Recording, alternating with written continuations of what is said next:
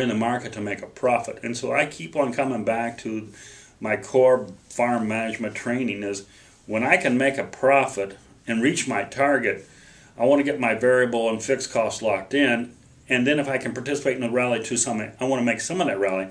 But I don't want to hold everything for the home run because Babe Ruth was a very popular guy, but he struck out a lot of times. But in farming, to strike out can be financial devastating if you strike out too many times. We have cushion, but we don't have that much cushion.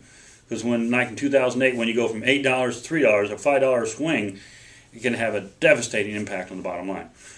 And I think this macroeconomics, I think, is increasing. I said in the recent Farm Journal Outlook, I think macroeconomic trends, the dollar, the currency relationships, China growth rates are going to have 70 to 80% influence on the market direction as much as the supply. For the domestic corn and beans fundamentals to have impact, it's going to have to be a dominant, you're going to have a weather scare and killing the corn. But if it's just kind of a minor thing, the macro environment will prevail. So it's going to be, the macro will be the long-term trend, and you will go with that, and you'll only have disruptions with harvest pressure at harvest, and summer weather scares will still be important, but they won't be not as affected. And just recently, USDA with the CFTC has implemented a new ruling that has limited the size of outside speculative funds. And that was done primarily to try to take some of the speculative froth out of the market on the speculative bubbles, because the government doesn't like that.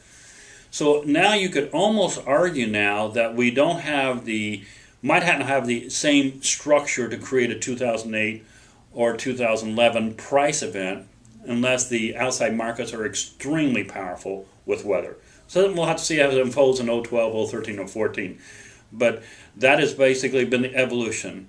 I'm actually going back to square one where I was at back in 1978. My orientation first is develop what my profit I want, figure out what the market fundamentals are trying to give me, and then try to figure out the best way to get my profit with the least cash flow and risk possible.